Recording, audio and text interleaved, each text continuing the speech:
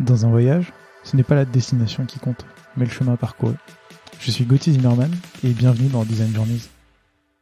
Design Journeys, c'est le podcast qui part à la rencontre des talents du design francophone. À chaque nouvel épisode, je discute avec un ou une designer à propos de son parcours, de son métier et de son quotidien. Mon objectif est de comprendre et de vous partager leur processus créatif, leur méthode de travail et leur façon de se réinventer. Bonne écoute! On est parti ? Yes. Ok, cool. Eh ben, bonjour Marie-Hélène. Salut Gauthier. Je suis content de te recevoir dans ce nouvel épisode de Design Journeys parce qu'aujourd'hui, on va parler pour la toute première fois d'une notion qu'on a très peu abordée dans le podcast, le Design Ops. Yes. Donc ça va être très cool. J'ai appris plein de choses en préparant l'épisode.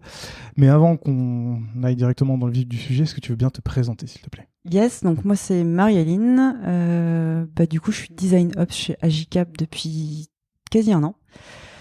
Et j'ai eu un parcours qu'on peut qualifier d'atypique, comme on aime bien le dire dans la Startup Nation. Il y a plus de 15 ans, j'ai commencé ma carrière en faisant de la carrosserie automobile. Ah, j'ai découvert ça.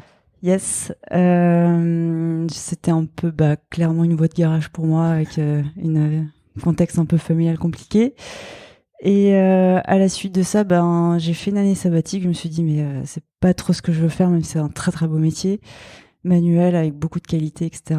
Mais moi, ce qui m'intéressait, c'était les internets. Je savais pas trop comment y arriver à ce moment-là. Et j'ai fait donc un an sabbatique. Et grâce à une pote, après avoir fait un stage multimédia, à l'arrache en fait, parce que j'étais à cette époque-là, après la carrosserie, j'étais au chômage. Et on se rend compte qu'il n'y a pas vraiment d'aide en fait pour les gens qui veulent continuer à se reconvertir, surtout les jeunes. Donc j'avais fait plein de choses, j'avais fait les missions locales, les conseillers d'orientation, etc. Et finalement j'avais hacké la possibilité de faire des stages qui s'appellent les évaluations milieu de travail chez Pôle Emploi. Et ça m'a permis de faire un stage multimédia dans une petite agence à Strasbourg, parce que je suis originaire d'Alsace. Et là, gros déclic, trop bien. J'ai envie de faire ça toute ma vie. Et à la suite de ça, grâce à une amie, je découvre le DUT SRC, qui s'appelle aujourd'hui métier du multimédia et d'Internet. Et là, je postule un peu partout et je suis prise à Bordeaux. Donc, je quitte mon Alsace natale pour le sud-ouest. Attends, je te coupe juste avant qu'on parle de ça. Du coup, tu dis que tout à l'heure, enfin en introduction, tu as dit que tu voulais travailler dans les internets. Ouais. Comment tu sais ça ? Enfin, je veux dire, tu fais un stage pour essayer de valider ça. Tu sais, d'habitude, je reçois des gens dans le podcast qui me disent ouais, j'utilisais Photoshop avant ou j'essayais des choses comme ça. Est-ce que toi aussi, tu as fait ça ou c'était plus... Pas sur la partie créa. Okay. Pas concevoir au sens des choses, des sites ou autre chose, mais plutôt la com, en fait. Je suis plutôt rentrée par ce biais-là. D'accord. À cette époque, j'organise plein de soirées, plein d'events. Des nouvel an dans des chalets de potes où on était 80, enfin bref. Et en fait, c'était plus sur le biais, Facebook émergeait à ce moment-là. On est en 2008. Et du coup, communiquer, teaser, mettre en relation plein de gens, etc. Et c'était plus par le biais de la com, en fait. Et du coup, le DUT avait cette brique-là. Et plein d'autres briques, très polyvalentes. Je te laisse reprendre sur le DUT. Et voilà, très bien, super la transition. Et donc du coup, ce DUT est très polyvalent. Donc je me dis super, c'est sur 2 ans, je prends pas trop de risques, je sais pas trop où je vais, c'est gratuit. C'est pas une école payante où je m'engage pendant 5 ans parce que pas de moyens. Et c'est parti. Et en fait, ce DUT là, donc très polyvalent. Donc il y a de la com, de la prog, des algos. Il y a quoi d'autre ? Du marketing, du droit. Et là, je me dis trop cool, ça c'est chouette, j'y vais. Sauf que j'arrive à Bordeaux, du coup, moi j'ai un background de carrossière, donc en fait, je me suis arrêtée au niveau. J'ai fait une année de seconde quand même, mais niveau physique, niveau maths, ça suit pas. Et donc premier semestre pas fou, deuxième semestre pas fou. Et je demande du coup à mes profs de redoubler. En fait, je pouvais faire sauter 2 semestres et repiquer. Enfin bref, c'était un système un peu complexe. Et du coup, je sais qu'il y avait un espèce de conseil de classe qui allait avoir lieu. Et j'avais fait un mail spontané en disant moi, je veux rester dans ce DUT, c'est vraiment le truc qui me fait kiffer. Je sais que ça va être positif par la suite. Donc je redouble et je repars pour la première année. Okay. Et qui se passe un peu mieux, mais pas ouf, pour être honnête. Et en fait, je capitalise sur les stages.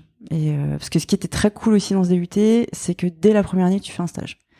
Et ça te permet de faire, ok, bah je teste un truc. Si ça marche, c'est cool. Ça marche pas, l'année prochaine, j'en ferai un autre.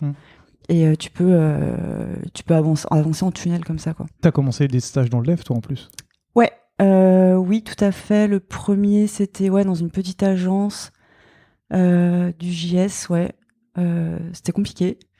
Et le deuxième, pareil. Alors là, j'avais un mec extra, Thomas, qui m'a fait faire en Ruby un Twitter-like. C'était fou. Et hyper sympa. Enfin, en vrai. C'est lui qui m'avait dit... Attends, du coup, c'était la première année, ça. Qui m'avait dit, bah vas-y, continue ta formation, t'arrêtes pas. Enfin, avance, quoi.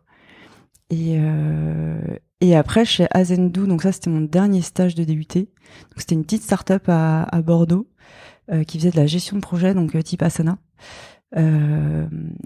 Du coup, ils m'avaient proposé de refaire l'onboarding de leur application. Ok. Donc là, je rentrais dans le produit, dans le dev un peu plus, et en fait, par définition, dans l'UX. Et en fait, on n'en parlait pas, en tout cas pas en cours à cette époque-là. Et là, gros déclic. Donc, je fais le stage. Je voulais continuer du coup après le DUT, mais avec toujours une formation courte. Et j'avais choisi une licence de dev, mais à l'ancienne. Ça, je l'ai découvert plus tard. Et donc, finalement, ouais, j'ai continué en dev chez eux pendant 1 an. Mais au bout de 6 mois, je me dis, ouais, je suis vraiment à la ramasse. Le dev, franchement, c'est pas mon délire. Je suis pas bonne dedans, quoi. Mais j'avais découvert 6 mois plus tôt l'UX. Je m'étais auto-formée, j'avais bouffé plein d'articles dans tous les sens. Et là, du coup, milieu d'année, j'ai des potes de mon DUT qui m'expliquent que y a une nouvelle école qui ouvre, le CV digital, donc la brique digitale de l'ECV. Le CV étant présente à Bordeaux, du coup, je vois à peu près ce que c'est. Donc, je suis toujours à Bordeaux à ce moment-là. Et je me dis, go, allons voir ce que Paris peut offrir. Sur l'UX, c'est ce sur quoi j'allais miser, en fait. Pas rester, du coup... vers Bordeaux ou ailleurs, parce que je me disais, le cœur de la matrice va être à Paris. Le choix d'alternance va être à Paris, parce que ma volonté, c'était de continuer en alternance pour avoir, du coup, un revenu. Et donc, j'ai regardé plusieurs écoles, et le CV restait quand même, donc le CV digital, mon choix idéal. Okay. Et j'étais prise. Et donc là, il fallait trouver l'alternance. Et j'étais un peu short dans les délais, parce que je finissais, du coup, ma licence. C'était un peu la cohue. Et je me disais, j'ai fait un peu de start-up. Finalement, l'agence, ça peut être pas mal. On verra plus tard si je ferai un gros groupe ou un autre format. Et j'étais en agence chez Dagobert à l'époque. Voilà. Merci. Voilà pour à peu près le début, quoi. Et j'ai noté chez Dagobert, du coup, t'as bossé sur plein de projets. Orpi, enfin pour la marque Orpi, pour des groupes de luxe, des groupes industriels, des groupes de la distribution. En agence, tu fais quoi pendant 1 an? Parce que généralement, moi, dans ma tête, entre UX et en plus, tu étais chez Dagobert, donc qui est plutôt une grosse agence, si je me trompe pas. J'ai toujours un peu cet antagonisme agence UX, surtout dans les années 2015-2016. Très bonne question. Et justement, c'est pour ça que je suis restée qu'1 an. J'avais signé 2 ans pour le master en entier. Et en fait, donc du coup, effectivement, Orpi, c'était chouette. Je me rappelle qu'on avait fait pas mal d'ateliers UX. Bon, pas du tout avec le client, en tout cas pas à mon niveau. On était 2 alternantes dessus. Et c'était plutôt chouette. On bossait aussi sur Axure. Et j'avais trouvé le moyen de partager des librairies à travers du coup les serveurs de la boîte. Et Dagobert n'était plus si gros que ça à ce moment-là, parce que c'était 2-3 ans plus tôt, il y avait eu des gros problèmes de boîte, je me rappelle plus exactement, mais ça avait bien downgradé, downsizé. Et effectivement, du coup, je suis mise sur d'autres sujets après. Et là, je me dis, ah ouais, mais en fait, moi, j'ai signé pour une formation UX, j'ai envie d'apprendre. Et là, en fait, les users, je les vois pas du tout. Et finalement, je crois que c'est en février-mars que j'en parle à mon boss de l'époque. Et je lui dis, écoute, comment on peut faire évoluer les choses? Ah ouais, on peut pas trop. Pas de sa faute, hein, mais du système, quoi, de l'agence, effectivement. Et du coup, je lui dis, écoute, je pense que pour moi, c'est mieux que je m'arrête au bout de cette année et que j'aille chercher autre chose, parce que moi, mon projet, c'est de me former. Et il m'a dit, ouais, ok, ça se trouve, je serais partie avant toi. Donc ça a confirmé un petit peu la direction que je voulais. Tu retiens quand même des choses de positives de cette première année en agence? Je vais la faire de façon un peu moins biaisée. Qu'est-ce que tu retiens de cette première année en agence? Qu'est-ce que je retiens? Moi, je me rappelle du coup d'avoir... Enfin, c'était les débuts de Sketch à ce moment-là. Et j'utilisais Sketch du coup chez Azendou grâce à Luc Chessac, designer sur Bordeaux, qui a eu un rôle assez intéressant là du coup dans mon début de carrière. Et ça, j'ai réussi à le pousser du coup en agence. À l'époque, c'était Photoshop encore. Et Axure pour la partie UX.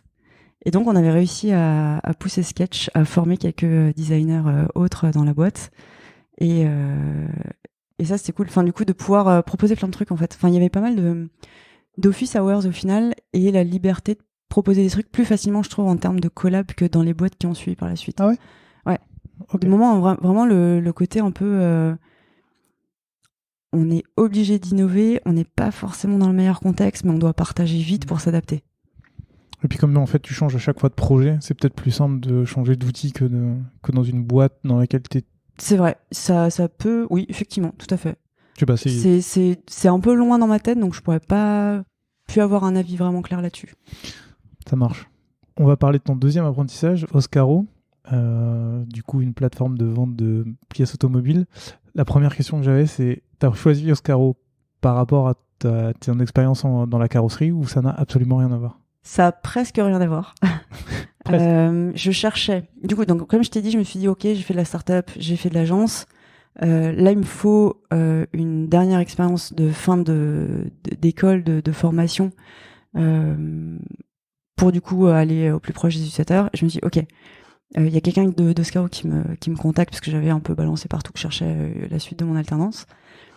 Je regarde le site, je me dis, bof, pas ouf. Et finalement, 2-3 semaines plus tard, j'y retourne et je me dis, en fait, il y a un potentiel de dingue, c'est génial. Effectivement, je connais le domaine, je vois en fait qu'est-ce qui peut être intéressant. Bon, alors j'avais mon billet à moi, évidemment. Et finalement, le fait que j'arrive avec ce background carrosserie, ça a quand même marqué les esprits, ça a quand même permis d'avoir des discussions assez approfondies. Donc oui, c'est un peu lié, c'était pas voulu.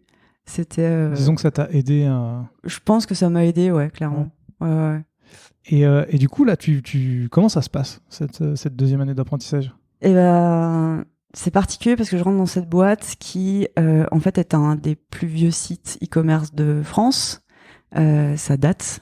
Donc, il y a pas mal de choses qui sont en place depuis longtemps. Il y a aussi du legacy. Il y a un enjeu à ce moment-là, du coup, de sortir un peu le monolithe. J'arrive au moment où ils créent une équipe front-end dédiée. Donc, ils sortent de l'équipe core, on va dire tech. Il y a une équipe design, mais qui est plus une équipe UI/web marketing. Okay. Et moi, je suis rattachée à l'équipe front-end, en fait. Donc, il y a beaucoup de stakeholders qui sont un peu dans leur silo. Et moi, j'arrive en tant que première UX et en alternance, avec un peu beaucoup de fougue. Donc, j'ai pas eu le meilleur tact pour passer certaines idées. Et finalement, niveau user, on s'y retrouve pas trop. Il y a une grosse équipe data. Il y a beaucoup de connaissances, mais elles se transmettent pas forcément. Et il y a tellement d'enjeux, avec du coup des choses qui reviennent du service après-vente, qui est une entité quasi à part dans la boîte. Donc finalement, c'est pas évident en fait ce rôle-là d'alternant dans ce type de structure. Et avec du recul, moi j'ai foncé en me disant trop bien, j'avance moi-même, mais il aurait fallu, je pense, j'aurais gagné du temps si j'étais allé dans des boîtes où il y avait déjà des équipes design. Ok, oui, parce que du coup, t'es apprenti, mais t'as personne. Absolument personne. Pour te guider au-dessus. Ouais. Donc démerde-toi un petit peu. Exactement. Mais c'est aussi du coup très lié à mon parcours depuis le DUT à Bordeaux, il y a une communauté web assez dynamique sur différents aspects. À l'époque, il y avait les Bordeaux JS, il y avait des apéros, je sais plus ce que c'était, tous les CMS et tout qu'il y avait à l'époque là. Et très vite, du coup, en parallèle de mon DUT, je vais dans ces events et je rencontre des gens. Et je rencontre du coup des devs, des gens qui sont aujourd'hui encore des meilleurs potes. Et du coup, la même chose se produit quand j'arrive à Paris, donc quand j'arrive pour Dagobert, et encore plus du coup avec Oscaro. Donc c'est aller dans les events, se former, discuter avec des gens, rentrer sur les Slack. À ce moment-là, je crois que c'était French Designer Club qui se montait ou qui commençait à grossir un petit peu. Puis d'autres communes du coup à Bordeaux, donc je restais un peu à cheval entre les deux. Okay. Et c'est comme ça que tu cherches à grandir. Puis après avec les cours aussi, à discuter au maximum avec tes intervenants, les catcher, leur poser des questions, prendre du recul et compagnie. Mais effectivement, je me retrouvais à ça, ouais. j'ai noté que tu avais commencé à ce moment-là à travailler sur un design system. C'est quelque chose dont on va reparler tout au long de la discussion, je pense. Mais comment ça se passe? Parce que tu parles d'une grosse boîte qui a besoin de sortir du monolithe, etc. Est-ce que c'est quelque chose que tu arrives facilement à mettre en place? Quelque chose qui était, à l'époque 2016-2017, c'était pas encore the big thing. Du coup... Et surtout dans cette boîte, ouais. Ah, en fait, ça commence un peu plus tôt. Ça commence justement chez Dagobert. Je te parlais d'avoir mis en place du coup des librairies de composants avec Axure. Ouais. Et avec Sketch, on pouvait aussi le faire avec les symboles. Ouais. Donc la volonté du coup de partager les assets, elle est même antérieure du coup finalement au Scaro. Sauf que je l'avais pas fait sur les projets sur lesquels j'étais parce qu'il n'y avait pas vraiment besoin du coup en agence. Mais effectivement, j'arrive chez Oscaro et la première mission que j'ai, parce que ça m'a marqué, c'était à l'époque, il y a du coup une SERP, page de résultats, de produits, et aucun moyen de les classer en fait ces produits-là. Donc on imagine des essuie-glaces, t'en as peut-être 30 références différentes pour une seule voiture. Et en fait, tu peux pas du tout les trier par marque, tu peux pas les trier par taille, tu peux pas les trier par matière, quoi que ce soit. C'est quoi, c'est un menu déroulant et tu dois... C'est une page, du coup, c'est tu scrolles tout simplement. Okay. Donc du coup, le choix client il est hyper complexe en fait. Donc ils se sont rendus compte de ça. Okay. Derrière, ils ont des bases de données de ouf et franchement, ça reste un projet extraordinaire Oscar. Enfin, moi, je continue à les regarder parce que je me dis, il y a un potentiel de dingue sur plein d'aspects. Intérieurement, je rêve qu'ils fassent des choses un peu comme Leroy Merlin et Decathlon en fait, en termes de contenu, d'accompagnement. Et je pense qu'ils y tendent un petit peu. Enfin, en tout cas, ils essayent. Et donc, ma première mission, c'est d'intégrer cette notion de filtre, de filtrage. Et donc là, comme je te l'ai dit, j'ai différents interlocuteurs. J'ai le monolithe, j'ai du coup l'équipe design, UI et la partie du coup front-end. Et puis il y a moi. Et je me dis, du coup, qu'est-ce que vous partagez? Est-ce que vous partagez des trucs? Genre, j'ai une checkbox. Est-ce que vous avez déjà des assets? Ah non, on n'en a pas. Ok. Et du coup, ça commence par là en fait. C'est du coup, moi, je vais créer une checkbox. Le design UI va créer une checkbox. Le monolithe va peut-être en créer une si ça passe pas par les fronts. Donc finalement, on va peut-être avoir 4 personnes qui vont bosser sur cet élément-là. Et j'en parle à mon CTO qui m'a recruté. Et puis le chemin faisant, au bout de quelques mois, je crois que ça arrive à peu près vers... Donc moi, je commence mon alternance en septembre. Ça commence vers la suite novembre-décembre. Je pitch le projet. Et je dis, on pourrait créer une librairie de composants ensemble. Et donc ça passe aussi par... pousser ça auprès du coup on va dire des chefs de projet, de dire ok c'est quoi, et hop c'est parti, on envoie et trouver du coup les stakeholders qui sont intéressés par ça. Donc côté UI à fond, côté dev front à fond, et puis on avait en plus du coup les intégrations HTML CSS aussi, des intégrateurs. Okay. Donc finalement c'était plein de stakeholders différents. Okay.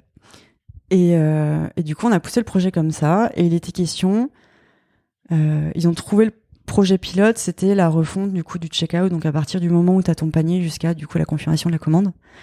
Et on est parti là-dessus. Et alors moi c'était marrant parce que je bossais sur Mac, sur Sketch, et du coup les UI étaient sur Photoshop. Donc là il y avait déjà un frein en fait d'outils technologiques. Okay. Et il a fallu des mois avant qu'un autre Mac arrive dans la boîte. Mais c'était trop tard. Mais je crois que le projet est toujours en cours, hein. Ils appellent ça toujours de la même manière, Oscaro Pattern Library. Je crois que c'est toujours quelque chose sur lesquels... Sur lequel ils travaillent. Ouais. En même temps, un design system, c'est un projet qui s'arrête jamais. Oui, mais ça prouve que du coup, il a perduré. Il aurait pu s'arrêter, ou enfin, je pense qu'il a été... il a dû y avoir des histoires ou des aléas. Mais en tout cas, le concept a perduré. Ok, et quand tu dis que ça s'est arrêté, enfin que toi ça s'est arrêté pour toi, t'as voulu arrêter ton apprentissage, ils ont pas voulu te garder, t'as voulu... En vrai, j'aurais bien voulu rester, mais à la fin de mon... Alors du coup, moi j'avais calculé mon coût en me disant, ok, c'est la dernière année de master, il y a quand même plein d'épreuves à partir de mars-avril. J'avais signé pour 1 an, et moi je voulais tout anticiper pour être hyper tranquille. Donc j'avais des discussions très régulières en disant, moi je suis hyper intéressée par le CDI chez vous, je crois au projet, il y a des choses intéressantes à faire, etc. Par contre, moi, j'ai mes enjeux d'école et j'aimerais que ça se passe au mieux. Donc j'ai dit ouvrons les discussions assez tôt pour que je puisse être tranquille et finir mes examens. Ça s'est évidemment pas passé comme ça. Et moi, je voulais du coup que qu'on soit fixé genre en avril, que je puisse finir le reste de l'année.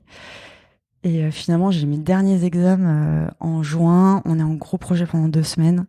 Et je sais toujours pas ce qui se passe. Les missions, donc j'ai de nouveau des points internes. C'est quoi les missions? C'est quoi les objectifs pour le CDI? Ça changeait pas trop de ce que j'avais vu pendant 1 an. Et là, je me suis dit, je sens pas trop. Et j'ai appelé mon ancien manager de mon ancienne boîte et je lui dis, ouais, je suis pas hyper à l'aise avec le truc. Et il me dit, bah, t'as plusieurs options. Bah, t'y vas. Ça te sécurise un emploi après ta formation et c'est déjà plutôt cool.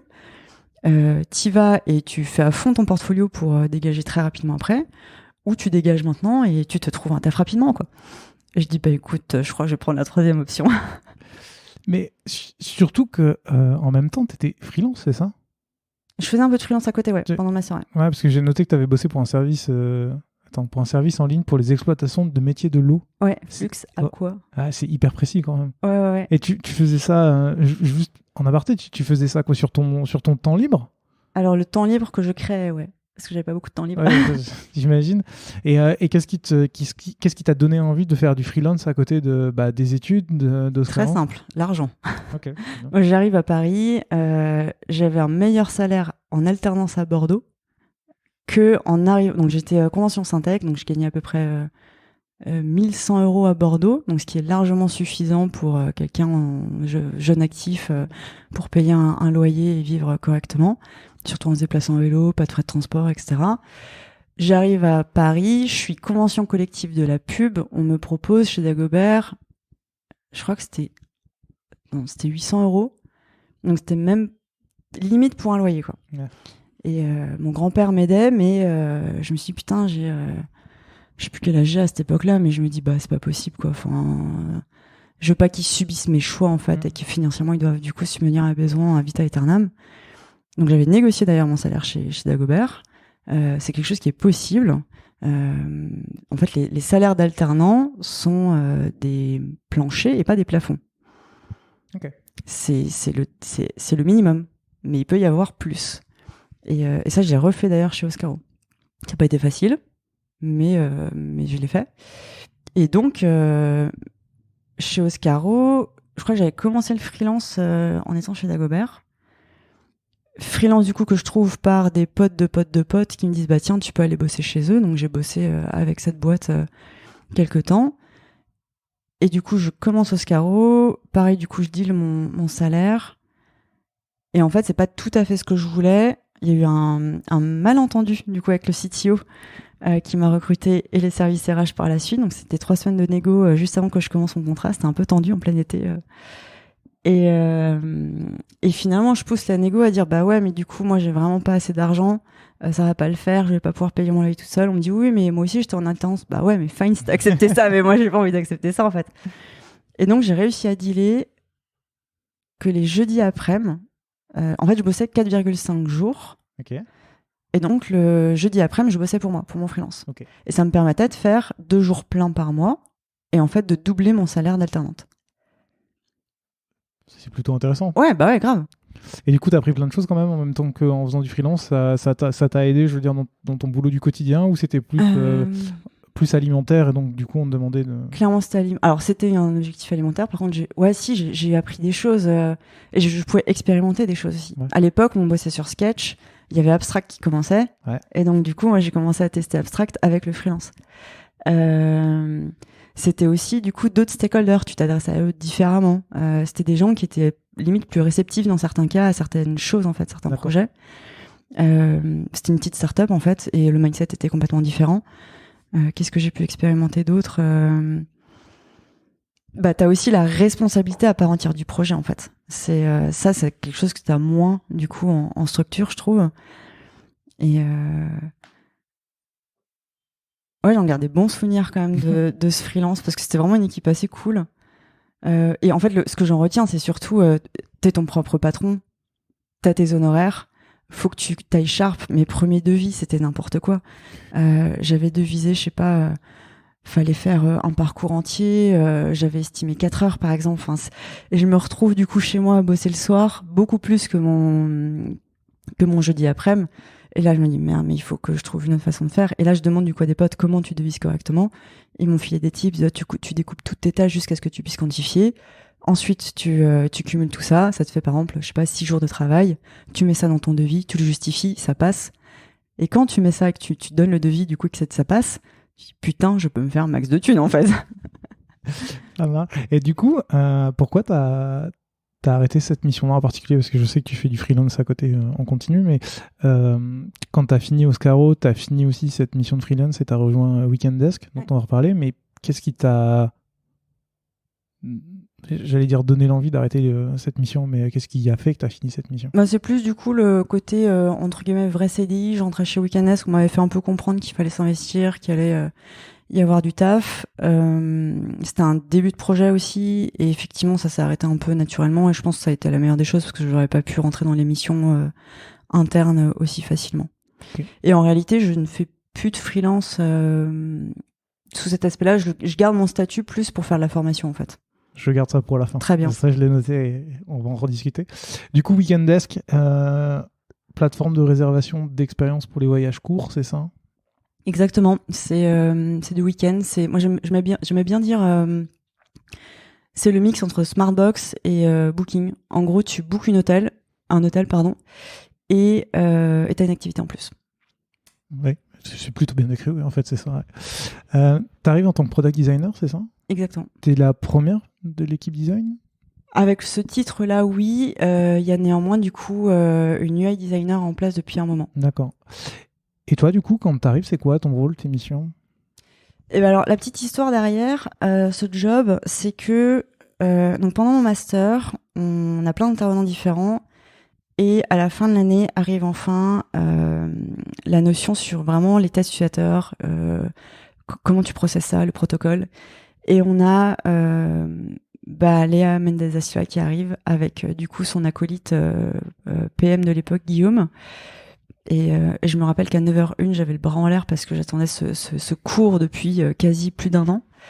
Et donc, évidemment, intervention au top. Super bon souvenir de ça, de l'échange, du côté pratique, etc. Et en fait, ce qui est très drôle, c'est que Léa, je la retrouve pour un de mes examens qu'on appelait l'oral pro, où tu racontes un peu ta vie, pourquoi tu arrives dans cette formation, quels étaient tes objectifs, c'est quoi ton passé avant, et comment tu vois la suite.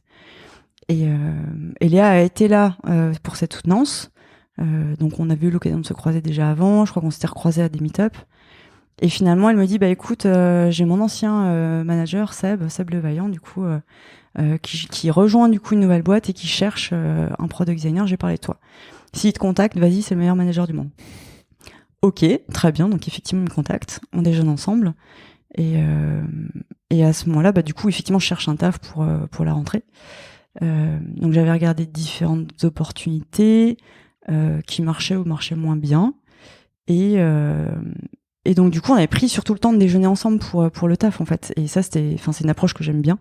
J'avais postulé à des boîtes quand même, et le fit se fait. Seb me vend bien le projet, et puis j'ai rejoint Weekend Desk comme ça. Et j'ai oublié ta question initiale. Non, en fait. Aucun problème. La question, c'était du coup pour ton rôle et tes missions. Yes. Et donc, du coup, il me dit, moi, je cherche un product designer. L'objectif, c'est de faire un peu migrer le mindset de la boîte à, je saurais pas comment le qualifier, mais aller plus dans le produit. Okay. Et voilà, donc on cherche un profil comme le tien. Je pense qu'il y avait une raison d'investissement, de coût aussi, parce qu'il aurait pu sûrement prendre un profil beaucoup plus senior que moi. Et c'est parti. Donc effectivement, je suis product designer, mais je reste quand même plus attachée sur ce que je sais faire, à savoir l'UX, que l'UI. Et justement, donc je te parlais d'abstract avant. J'essaye de le pousser à un moment donné pour voir comment on peut se partager les fichiers Sketch, parce qu'à l'époque, du coup, il n'y avait pas le cloud en fait. J'ai réfléchi, mais ouais, il y avait pas. Oui, ça répondait à ça en fait, abstract. Non, à l'époque, t'avais deux trucs, ça répondait au cloud et tu pouvais te partager entre différentes personnes qui avaient et Sketch, et le versionning. Ouais. Alors versionning, c'était un peu compliqué à gérer, ouais. Mais bon, c'était ce que propose abstract. Et donc voilà. Et en fait, le rôle commence par. En gros, lui, il est arrivé quelques mois plus tôt. Il a posé la vision produit. Okay. L'objectif, c'est de repimper Weekend Desk, et il part sur une refonte de UX, UI et front-end. Donc assez costaud. Gros projet. Ouais. Donc ça, il fallait le faire valider par les investisseurs. Donc on part d'abord sur proposer du coup cette vision-là de manière un peu plus tangible. Et c'est assez marrant parce que je commence ce boulot-là en séminaire off-site avec des gens que je connais pas, et je signe mon contrat en Seine-et-Marne, du coup, dans un coin où on était en workshop pendant 2 jours. C'est assez marrant. Et je retrouve mes collègues 2 semaines plus tard pour la date officielle de début de contrat. Et donc du coup, c'était de poser un peu cette vision-là, la rendre tangible, faire un peu de motion, faire du coup un peu un showcase, faire valider ça. Ensuite, on est parti sur un POC, donc un POC quand même qu'on a exposé du coup à des testeurs. Et on est du coup dans cette phase-là très prospective, très innovation. Et en fait, ça va complètement changer après, parce qu'on va passer en mode prod et en fait, on revient à la réalité de, en fait, on peut pas tout implémenter, le temps d'implémentation va être extrêmement long. Donc ouais, j'arrive en tant que product designer, mais finalement plus UX que UI. Et c'est aussi là aussi que vient ma passion des design systems, c'est qu'en fait, moi, niveau UI, je suis pas du tout une star.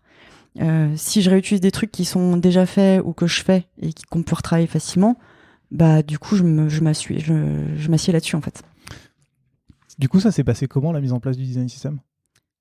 Alors ça, c'était une épopée, une énorme épopée, parce que du coup, moi, je me dis, super, je rejoins une boîte avec une volonté d'aller dans cette dynamique produit. Moi, je pitch le projet design system, mais on y met bien évidemment, on fera des design systems chez Weekend Desk. Donc je pousse un peu pour ça, mais l'adhérence n'est pas dingos. Justement, la question que j'avais ensuite, c'est comment tu fais pour vendre le concept à la méthode, parce que là encore, c'est... Surtout que je suis hyper junior, moi, à ce moment-là. Donc les arguments, ils sont compliqués. Enfin, du coup, je les trouve pas. On est du coup, comme je te disais, dans cette phase un peu d'innovation où on te dit, bah non, mais tout est instable, ça sert à rien de le faire, on va changer demain. L'UI, on n'est pas sûr, on verra. Et moi, je suis convaincue qu'en fait, quoi qu'il en soit, on peut quand même le poser et puis le changer par la suite. Mais c'est le but d'ailleurs. Oui. Généralement. Tu peux le faire, c'est possible, c'est pas simple. Même avec un design, c'est pas du tout simple, mais tu peux le faire. Sauf que du coup, c'est un peu compliqué. Il y a d'autres enjeux qui sont bien au-delà des miens. Donc sur cette phase-là de quelques mois, ça marche pas. On rentre plus en mode prod. Ça adhère pas trop, mais dans les fichiers sketch à l'époque, on le pousse. On se casse les dents évidemment à plusieurs reprises, du refacto, on rechange de stratégie, etc. On a quand même un très bon contact du coup avec les tech front, donc on essaye de mettre des choses en place, au moins de communiquer, mais trouver du temps pour eux à se poser dessus, c'est pas jouable. Enfin, c'est compliqué. Donc il y a cet enjeu de temps. Le temps passe. Moi, je change de manager plein de fois à cause de plusieurs réorgs. Donc j'avais un lead PM, ensuite j'ai Seb, ensuite j'ai qui Du coup, je passe côté market à un moment donné. Donc là, on se dissocie finalement en fait des enjeux produits. Ouais. La tech est une autre direction encore, donc il y a 3 directions différentes. En termes d'objectifs, c'est pas évident. Faire passer l'enjeu du design system du coup à quelqu'un qui est au market, c'est pas évident. On y arrive un petit peu. On arrive à un moment donné à sacraliser. Ça, c'est vers la fin, je crois. C'était 2019. Oui, c'était 2019. Je crois une journée complète par semaine pour l'équipe design produit. Donc on était 4 en tout, où on pose en fait vraiment... Donc vous êtes passé de 2 à 4, hein, pardon. Ouais, alors du coup, moi je passe responsable d'équipe. Tac. Ouais, donc je fais un recrutement avant de passer responsable, je fais un autre recrutement, et du coup il y a 3 product designers plus moi côté product design. Ok. Et entre-temps, du coup, je récupère aussi les brand designers côté market. Enfin, parce que du coup, ouais. Et on arrive du coup à se poser là-dessus et à repartir un peu des fondamentaux. Et c'est pas évident parce qu'on patauge, parce qu'on essaye. Donc là, encore une fois, il y a un gros sujet Design System France qui arrive bien avant ça aussi. Et c'est là où moi, du coup, je vais chercher l'info à l'extérieur, en fait. Qu'est-ce qu'on fait, comment on fait. Audrey, que j'ai sollicité à plusieurs reprises. On avait, je sais plus à quel moment on fait, du coup, le workshop avec Design System France, j'y reviendrai sûrement après, sur la documentation. Donc là, on s'en inspire à fond, on capitalise à fond sur ce que les autres ont fait pour avancer vite. On se casse les dents, on fait des trucs qui marchent, on revient dessus, et on essaye quand même d'embarquer le produit et la tech.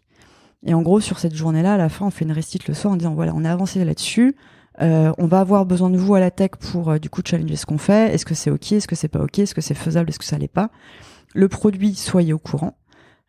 Et donc, on avait bossé, moi, à ce moment-là, je voulais bosser un petit peu en OKR, en trimestre, pour se donner vraiment des échéances. La première roadmap, du coup, du trimestre, le premier, je l'ai fait de manière beaucoup trop gourmande. Et le learning de ça, c'est OK, on est un peu à la ramasse. Maintenant, j'inclus les designers avec qui je bosse. Et aussi, un autre truc, c'est on va essayer de suivre le produit. plutôt que de repartir de zéro, parce que nous, ça nous fait plaisir, entre guillemets, de quoi a besoin le produit. Et en fait, le truc qui revenait régulièrement, c'était les formulaires. Et le deuxième quarter, du coup, on le dédie à ça. Sauf qu'on arrive début 2020. On est dans le tourisme. On voit, nous, en Italie, que ça commence à pas être le feu. Et du coup, en mars, on est sur le point de finir le deuxième quarter sur le design system, vraiment. Et le projet s'arrête parce que patatras, Covid, lockdown et compagnie. Chouette. Avant qu'on parle justement de cette période-là, j'ai l'impression, en dehors du design system, aussi que tu kiffes mettre en place des process, faciliter le travail de tout le monde. Pour le design system, j'ai bien compris d'où ça venait. Pour le reste, d'où ça vient? Pour le reste, c'est-à-dire J'avais noté que tu faisais, par exemple, faire en sorte de partager la visibilité et les connaissances, essayer de mettre en place des briefs dans les équipes produits, etc. Qu'est-ce qui t'a donné envie de le faire? Je dirais que c'est intrinsèque à ma personnalité, et ça, on le retrouve justement avec... du coup, en arrière, comme je te disais, dès que j'étais à Bordeaux, du coup, j'allais à des events. Et à un moment donné, j'ai rejoint du coup des potes qui faisaient des events de grande qualité. Pour Bordeaux, c'était génial d'avoir ça. On remplissait un bar le lundi soir. Ils remplissaient un bar les lundis soirs, une fois par mois. Sauf qu'ils n'étaient pas réguliers et je leur ai dit, mais faites des trucs tous les mois. Posez la date, comme ça on se retrouve facilement et on n'oublie pas. Ils disaient, oui, mais on n'a pas assez de matière. Mais allez-y vous, et puis le temps que les gens prennent, après on les capture, vous les capturez. Et finalement, du coup, je les ai rejoints avec d'autres potes, et c'était les Design and Beer Stalls, initiés par Luc et Noémie. Et en fait, du coup, moi, c'est ça qui me fait kiffer, c'est partager, en fait. C'est transmettre, c'est donner la connaissance. Et ça, du coup, donc, je l'ai fait quelques années à Bordeaux. Je suis montée à Paris. Pendant 1 an, je me suis laissé le temps de poser les pieds par terre. Quand j'étais en 2e année de master, du coup, j'ai lancé l'antenne parisienne avec, du coup, une pote de Bordeaux qui nous suivait. On a lancé ça, on a fait quelques events. Et ensuite, on s'est arrêté parce qu'elle est partie à New York. On a essayé de remettre un truc avec d'autres potes, mais ça n'a pas trop marché. Et à ce moment-là, du coup, je sais plus dans quelles années on est, mais on est autour de 2017, donc j'ai rejoint Weekend depuis quelques temps. Justement, j'ai cette problématique de j'arrive pas à pousser le design STEM. Il y a une littérature formidable déjà en anglais. Je pose des questions sur des Slack, on me répond avec des articles Medium que j'ai déjà vus 3 semaines auparavant. Je me dis merde, il me faut des gens qui ont fait le truc. Donc là, on commence à organiser des réunions un peu interentreprises. On avait fait ça avec Drivey à l'époque, grâce à Gaëtan, avec d'autres boîtes aussi, avec Blablacar. Et je me suis dit, en fait, là, c'est cool parce qu'on se partage des trucs, c'est très tangible par rapport aux presses qui sont faites à ce moment-là dans les meet-up, où on te dit, j'ai un design STEM, c'est cool, et salut. Ok, mais zéro learning, zéro fail. Et ça, moi, ça me frustrait, mais de dingue. Et donc, je me dis, les gens que je rencontre, je vais les mettre sur un Slack. On va garder la connexion, on va continuer à discuter, mais je vais rajouter que les gens qui sont que j'ai vraiment rencontrés. Et donc, on discute un petit peu. Moi, quelques mois plus tard, j'ai de nouveau des problématiques chez Weekend à l'époque sur justement l'enjeu de comment tu structures ta librairie Sketch à l'époque. Est-ce que tu l'organises par page? Est-ce que tu la fais par composant? Et au final, du coup, c'est des sujets où ça optimise de ouf ta consommation, ta visibilité des composants, etc. Et là, j'avais organisé un workshop avec des copains designers. On était, je crois, une dizaine. Soirée pizza invitée. Et c'était une table ronde, en fait. On racontait comment on faisait les choses. Et je me suis dit, ça, en fait, c'est cool, mais il y a que moi qui en profite. Enfin, en tout cas, que les 10 personnes autour de la table. Et quelques mois plus tard, se lance DSF pour cette raison, du coup, de partager et de... Design System France. Design System France.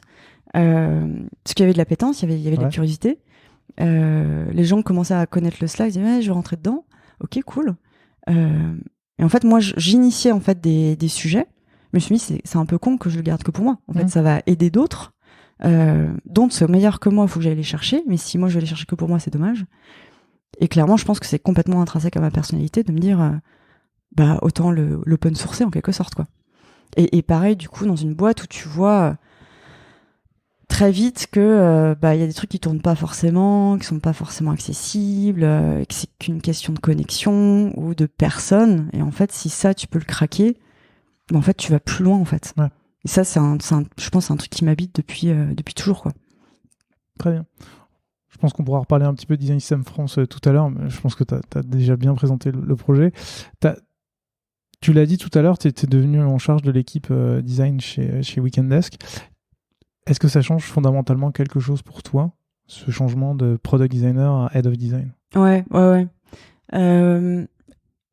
Avec pas du tout d'humilité, je voyais ça comme l'aboutissement d'un parcours. Ouais.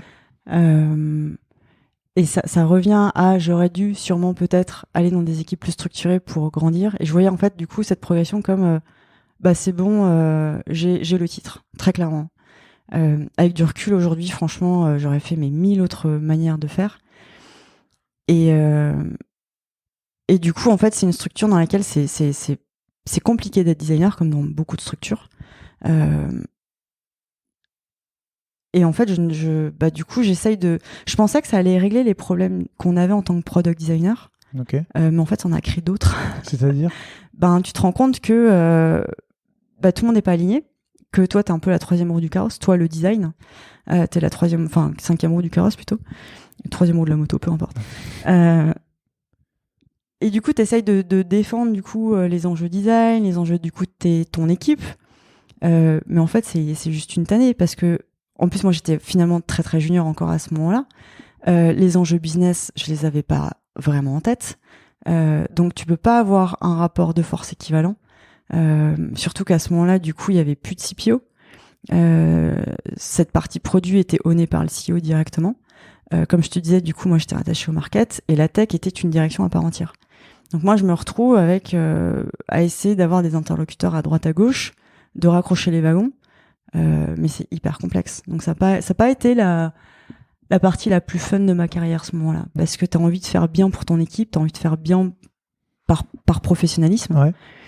Mais il y a des trucs qui te dépassent et j'avais pas spécialement de mentor qui pouvait m'accompagner, pas forcément de manager qui pouvait comprendre nos enjeux en jeu de designer, j'entends. Ces questions de design system, elles ont mis aussi beaucoup de temps à cause de ça en fait. C'est pas un moment où je me suis sentie progresser professionnellement parce que j'avais pas de guide en fait. Encore une fois, il fallait que je cherche ailleurs. J'ai beaucoup sollicité plein de gens autour de moi pour essayer d'avoir des inputs, mais difficile de les rendre actionnables. Il y en a que j'ai pu actionner, mais quand t'es pas guidé, c'est un peu compliqué quoi. C'est ça qui t'a poussé à la fin à partir? Entre autres, ouais, carrément, ouais. Après, c'était un contexte particulier. Comme je te dis, j'ai changé de manager à plusieurs reprises. Je me sentais pas spécialement soutenue. On venait de passer, du coup, la période dans une boîte du tourisme avec des périodes de chômage partiel. Ça a été très, très, très dur. Franchement, très dur. Ouais, du coup, tous les projets sont bloqués, plus rien n'avance. Ouais, t'avais ça. Du coup, on avait initié Design System, mais après, on avait profité quand même du Covid pour passer sur Figma. Ça, c'était le point positif. Comme beaucoup d'équipes, au final. Exactement, effectivement. On avait commencé, du coup, quelques mois plus tôt pour une partie Playground. C'était beaucoup plus simple, justement, pour bosser sur le Design System. On était à cheval entre les deux. Mais après, ouais, les projets, tu savais pas, ça bougeait. Tu savais pas. Enfin, il y a eu les couvre-feux. Nous, on était vraiment en dents de scie, en fait. On changeait. Un mois, j'étais en chômage partiel à 80%, un autre mois à 20%. Et au bout d'un moment, c'était plus gérable, quoi. Ok. Ce qui t'amène chez Penny Lane, qui est une solution tout en un pour gérer les finances et la comptabilité de son entreprise. Je reprends les pitchs de toutes les entreprises, c'est plus simple. Qu'est-ce qui t'a donné envie de changer de secteur d'activité? Alors de secteur, l'offre déjà, je dirais, de manière très honnête. C'est vers fin 2020, du coup, que je me dis bon, l'histoire avec Weekend Desk, elle s'arrête. C'est quoi la suite? Faut savoir que je me pose déjà les questions depuis un moment. Design Ops, Design System, Lead, mais il n'y a pas beaucoup d'offres là-dessus. J'ai beau être assez connectée, je pense, à ce moment-là sur le marché par rapport à ça. Moi-même, je me sens pas hyper confiante non plus parce que finalement, j'ai monté un bébé Design System mais je l'ai pas encore maintenu. J'ai pas fait tout le cycle de maintenance là-dessus, les enjeux qu'il y a derrière. Design Ops, ça émerge tout juste. C'est pas encore très clair non plus. Il y a très peu de boîtes qui misent là-dessus. Il y avait le rôle, du coup, qui devait s'ouvrir chez Payfit, mais ça avait été suspendu. parce que j'en avais parlé du coup à Léa quelques temps plus tôt. Et finalement, du coup, c'est regarder ce qui se passe et puis tu te mets en recherche sur LinkedIn et là, tu te fais complètement contacté par 1 milliard de personnes. Et effectivement, du coup, il y a le TA de Penny Lane qui me contacte. C'est un rôle du coup de lead product designer. Je me dis cool, moi je vais me recentrer sur le produit. C'était trop d'être head of. Le management, ça coûte en fait, ça coûte beaucoup sur l'humain. Faut être bien capé, c'est des batailles et moi j'avais plus envie de les mener à ce moment-là de cette envergure-là. Et du coup je rentre en process et puis oui, la fintech c'est porteur, hein. Enfin clairement là on envoie à fond les ballons et puis faut pas se le cacher, hein, en termes de rémunération c'est quand même plutôt attractif par rapport à d'autres secteurs. Donc voilà. J'ai pas trop de questions à te poser dessus, si ce n'est qu'une. T'es resté seulement 3 mois. Comment ça se fait ? Pas fit, ça n'a pas fité. Je suis arrivée en tant que lead product designer. Il y avait déjà un designer en place, un autre qui arrivait en même temps que moi. Et je pense qu'on attendait un rôle de... J'avais plutôt pris la posture du coup du lead product designer qui accompagne et qui challenge plutôt qui produit. Okay. Sauf qu'à ce moment-là de la boîte, c'était visiblement pas leurs attentes. Okay. Et on m'a reproché d'être trop dans la collab et le process, ce qui par la suite du coup était un petit déclic. Et effectivement, et donc ça a duré 3 mois, mais ça a été 3 mois, waouh, il s'est passé plein de trucs. Optimisation de la collab entre PM et designer. On a mis en place Miro, ça a grave pris tout de suite, surtout à une période du coup de mi-confinement, mi-couvre-feu, où les équipes étaient un peu forcées d'être en remote. J'ai identifié directement l'enjeu de poser non pas un design system, mais plutôt un UI kit pour commencer, parce que du coup on était, on va dire, 2,5 côté design, avec des devs à nourrir et des features à lancer. Avec l'ambition qu'ils ont, il fallait absolument poser ça. À mon sens, il fallait poser ça très tôt pour profiter de ça par la suite, quoi. Et on a fait appel du coup à une boîte en presta pour le faire. Moi, j'ai l'idée, le sujet, et l'objectif c'était d'impliquer la tech assez tôt pour que ça se transforme en design system par la suite, okay. que le levier se fasse. Mais ces initiatives-là n'ont pas suffi, et on m'a remercié. Et du coup, ça m'a fait un gros coup de mou quand même. Ça n'a pas été l'annonce la plus marrante à accueillir.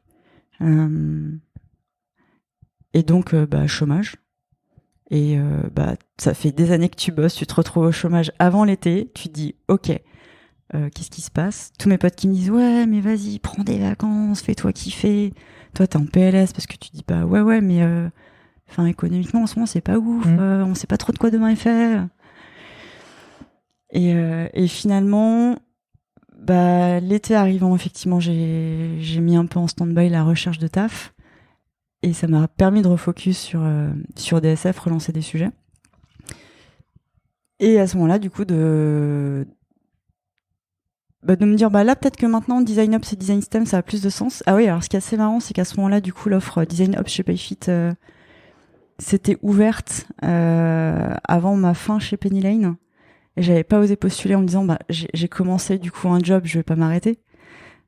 Finalement, je contacte Léa en mode, je suis dispo. Et elle me dit, pas de bol, on a quelqu'un dans le pipe et ça va sûrement se faire, là, on va sûrement signer. Et là, j'étais dépitée. Je me dis, merde, franchement, coup du sort, j'enchaîne, c'est l'enfer. Et je tente, du coup, d'approcher quelques boîtes pour des rôles design system, mais ça fit pas trop. J'essaye de faire du freelance aussi. J'essaye. Je vois une annonce et je propose mes services, quoi. Et finalement, je contacte Luc Chaffard chez Agicap, ils avaient sorti du coup leurs articles sur leur design system. Ouais. Et il y avait Mathéo qui avait écrit partie 1. Et donc à ce moment-là, on essayait un petit peu d'identifier avec Design System France un peu les ressources françaises dédiées au design system. C'est un projet qu'on a en background depuis un moment, on n'est toujours pas release. Et je contacte Luc et je dis oui, coucou, on bosse sur la partie, sur les articles. Est-ce que le 2 va sortir bientôt ? Parce que du coup, on aimerait bien le référencer, le partager au sein de la commu. Et du coup, on engage la conversation comme ça. Et il me dit, ah bah tiens, je vois que t'es en recherche, tu cherches du taf. Je dis, oui, je t'arrête tout de suite, mais moi, le product design ne m'intéresse plus. Là, ça, j'avais réussi à le formaliser. Moi, ce qui m'intéresse, c'est design ops / design system. Il me dit, ah, bah écoute, on n'a pas encore ouvert le poste, mais ça nous intéresse. TOP pour en discuter, et puis, bah évidemment, et ça s'est lancé. Super. Merci pour la transition. J'ai déjà reçu Luc pour parler d'Agicap quand je crois que c'est il y a plus d'1 an et demi que je l'ai reçu dans le podcast. Donc à l'époque, on avait parlé de comment il est arrivé, toute l'orga de l'équipe qui a explosé depuis. On va en reparler toi et moi. Du coup, c'est cool parce que tu vas me faire une petite mise à jour d'Agicap. Pour ceux qui s'en souviennent pas, c'est une solution pour gérer la trésorerie de son entreprise, piloter la trésorerie, centraliser et payer les factures, relancer les clients. Voilà, j'ai lu le pitch du site internet. Avant qu'on parle vraiment d'Agicap, est-ce que tu veux bien m'expliquer pour toi ce que c'est qu'une design ops? Alors, design ops, pour moi, c'est avant tout une discipline, c'est pas forcément un rôle. D'accord. C'est du coup tout ce qui est operation, et ça va être... Alors, moi, comment j'aime l'expliquer, c'est se dire que tu as un ou des product designers dans ton équipe, et l'enjeu, c'est que leur processus product design ait le moins de friction possible pour qu'ils puissent investir au maximum au product design. Et donc, quand tu as un regard un peu plus business que j'ai réussi à forger avec, on va dire, ces dernières années, du coup, le temps de product design, c'est du coup investir sur le produit et donc faire la thune, quoi, tout simplement. Si du coup ton product designer passe pas, on va dire, l'intégralité de son temps, j'extrapole, hein, mais c'est un peu ça, à product designer, il y a de la perte. Donc c'est identifier du coup ce sur quoi il va y avoir la friction. Est-ce que c'est accéder à un outil? Est-ce que c'est accéder à une information? Est-ce que c'est être en relation avec des stakeholders? Est-ce que ça va être une question de formation? Est-ce qu'il manque d'une compétence à un endroit qu'on peut combler? Et donc, quand tu capitalises sur ton équipe, en fait, c'est du design ops de cette manière-là. Et tu nourris, tu enlèves les frictions, tu enlèves les petits bouts de sable dans l'engrenage pour capitaliser sur ton équipe. Ok.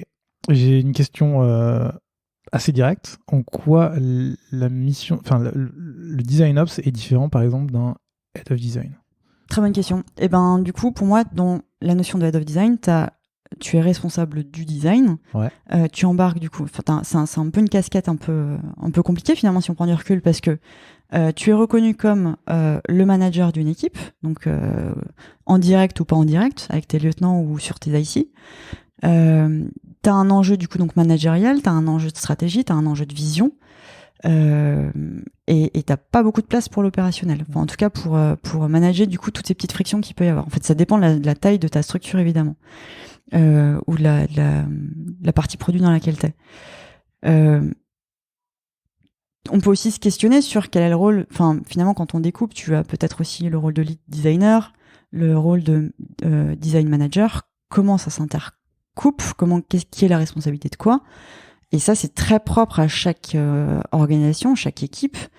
Il y a des boîtes pour lesquelles tu es lead et tu fais du management humain, mais aussi du coup opérationnel. D'autres, tu splits comme en général les techs le font avec les EM, les engineering managers et les tech leads. Et donc tout ça, c'est très différent. Après, c'est en fonction de ton besoin finalement dans ta boîte. C'est sur quoi tu veux miser. Où est-ce que tu en es niveau process? Où est-ce que tu en es niveau besoin? Quels vont être tes enjeux aujourd'hui, demain? C'est là où du coup tu vas répartir cette discipline design ops à travers les différents rôles que tu as. Ça peut aussi être sur toute une ribambelle et brochette d'IC qui ont cette appétence-là, qui kiffent aussi de faire des process, qui kiffent poser des choses, améliorer les outils, etc. C'est très variable. Et du coup, comme t'en parles, toi, qu'est-ce qui est attendu de ta part quand t'arrives chez Agicap? Et on a co-construit ensemble avec Luc du coup ma fiche de poste. C'était mon case en fait. La projection sur 3-6 mois, 1 an à peu près. D'accord. Donc moi j'avançais à vue en fait, je savais pas comment c'était en interne, donc j'étais partie sur ma connaissance à l'instant T. Je pourrais plus dire exactement ce qu'il y avait, mais j'avais compris qu'ils recrutaient à fond. Enfin, j'avais fait 2-3 interviews de recrutement et j'avais compris que tout le monde me parlait de ça, donc ok, c'était un enjeu capital à ce moment-là. Des enjeux de collab évidemment, comme dans toutes les boîtes, collab avec du coup les PM, collab avec la tech, des choses à améliorer là-dessus. Du coup, on a fait le point quand je suis arrivée. Moi, je suis allée voir en fait tous les designers à ce moment-là. On était 6 ou 7, je crois. Vous êtes combien aujourd'hui ? On est 13 en tout. Ok. Et donc, je suis allée voir les designers et j'ai mis en place le Hello World. Donc, j'aurais dit, salut, je me présente et présente-toi et dis-moi ce que tu sais du Design Ops. C'est quoi ton quotidien aujourd'hui dans la boîte ? C'est quoi tes frictions ? Qu'est-ce qui marche bien ? Et c'est quoi ta note aujourd'hui de satisfaction d'être un product designer chez Agicap ? Et en gros, j'arrivais à sortir un peu des trends. C'était ma manière à moi de faire la discovery sur, ok, c'est quoi les sujets un peu émergents de l'équipe ? Et à ce moment-là, on avait aussi beaucoup d'enjeux du coup de recrutement. Donc j'ai beaucoup épaulé Luc là-dessus sur du coup les interviews, tout le process de recrutement. Bossé pas mal avec les TA aussi par rapport au pipe qu'on avait. Et aussi, in fine, une fois qu'on a converti nos prospects et product designers, l'onboarding. Et ça prend pas mal de temps pour t'assurer que les personnes arrivent bien dans la boîte et les connaissances au bon moment. Il y avait des choses vraiment très quali quand je suis arrivée chez Agicap. À tout niveau corpo, niveau produit, au niveau design, il y avait déjà vraiment une ribambelle de process, d'infos, de rituels mis en place, d'accompagnement. Donc pour moi, ça m'a même posé question de est-ce que je vais servir à quelque chose ? Et au final, on a itéré, on a ajusté au fur et à mesure. Donc c'était majoritairement ça sur mes premiers mois. Et en dehors du fait de quand tu es arrivé, tu as parlé à tous les designers, j'imagine que tu as fait peut-être la même chose avec les PM et les techs. Ma question étant plus large, c'est comment tu fais aujourd'hui pour identifier les frictions design dans l'entreprise ? Ça, c'est pas fait au début, parce que j'étais hyper focus sur, on va dire, le recrutement, l'onboarding et garder quand même un pied dans l'équipe. Est-ce que tu veux qu'on parle de ça d'abord, du coup ? Comme tu veux. Mais lever les frictions par rapport à... Enfin, ouais, je vais finir... Enfin, je vais quand même te suivre là-dessus. C'est arrivé par la suite, en fait. C'est... Moi, j'ai un concept en tête par rapport au design ops, c'est se dire que du coup... c'est un peu du coup plein de cercles ensemble. Donc t'as le premier qui est le designer tout seul. Dans l'équipe, du coup, t'as plusieurs designers, donc c'est comment ils interagissent entre eux. Ouais. Donc ça fait différents segments. Donc déjà, tu peux te retrouver avec plein de segments, même avec 2-3 personnes. Et après, tu vas avoir du coup, d'un côté, tout ce qui va être stakeholder interne. Donc tu vas avoir en direct les PM et les tech. Mais tu vas avoir aussi à plus large échelle, finalement, les CS, les sales... en tout cas dans les boîtes structurées en produits un peu Startup Nation. Tu vas avoir ce pendant-là, et de l'autre côté, tu vas avoir du coup les users. Moi, j'aime bien, c'est un concept que j'ai en tête depuis quelques temps. Et donc du coup, la prio pour moi en tant que designer, c'est la question s'est posée d'ailleurs avant que je les rejoigne, c'est est-ce que j'allais être attaché à l'équipe Product Ops, donc Produit Ops, produit qui étant le gros département, ou est-ce que j'allais être attaché directement à l'équipe Product Design qui est intégrée au produit. Bon, moi, je partais avec mon a priori de je vais être au design et je pense que je vais être plus efficace comme ça, et ça s'est fait comme ça. On n'a pas spécialement trop discuté ça, mais ça s'est fait naturellement. Et je pense que ça a vraiment un enjeu de ouf, parce que si tu vois pas concrètement, du coup, les rituels, le quotidien, du coup, des designers, tu peux pas agir vraiment dessus. Si t'es excentré de ça, tu traites ça comme des projets, en fait. Ok, donc tu participes à tous les rituels des designers et... Ce commun, oui. Après, je vais en shadow des fois sur des spécifiques qu'ils ont avec leur squad, leur tribe ou autre chose. Okay. Mais c'est plus ponctuel, ça dépend des sujets. Et donc, ta question, je crois que c'était les... Comment tu fais pour récupérer les frictions, du coup ? Voilà. En fait, ça se fait au fur et à mesure. En fait, tu vas... Enfin, en tout cas, dans mon cas, ça va être une question de focus. Enfin, moi, je me suis aussi beaucoup appuyée sur Luc, en fait, c'est quoi les sujets aujourd'hui trendy ? C'est quoi sur lesquels il faut miser ? On avait co-créé aussi ensemble à ce moment-là, du coup, des roadmaps par rapport à ce qu'on avait identifié pour les mettre en route. Aussi avoir une approche un petit peu analytique sur quels seraient les KPI qu'on pourrait suivre, sur du coup mon impact en tant que design ops, mais plus largement après design, mais on l'a pas trop abordé entre-temps. Et en fait, du coup, la notion de friction avec les autres, elle arrive très rapidement au final. Enfin, quand il y en a, tu le sais vite, en fait, quand t'es proche du coup des designers. Et après, ce qui est intéressant, c'est effectivement de pas être dans un huis clos design, mais de se connecter. Et en fait, je me suis connectée avec les techs via le design STEM, les front-end. Et après, côté PM, plus du coup par, on va dire, moins par les rituels, mais plus par du coup les bureaux, les events, le côté les verts en fait, le social. Et après avec d'autres stakeholders en fonction des sujets qui sont beaucoup plus larges que finalement le périmètre produit et tech. Ok, ça marche. Tu as parlé d'un truc intéressant que j'avais noté aussi, c'est une fois que tu as récupéré les frictions, vous faites des roadmaps. La question que je me posais, c'est un peu comment vous priorisez un peu cette roadmap, parce que comment vous savez quelle friction doit être adressée en premier. Et la deuxième question, c'est en fait comment vous vous assurez qu'elles sont bien adressées au fur et à mesure du temps. C'est une super question et j'ai pas de réponse absolue à ça. J'ai fait plein de tests. Pareil, j'ai essayé de bosser en quarter. Le premier quarter, j'avais fait j'ai essayé de mettre ça sur Notion.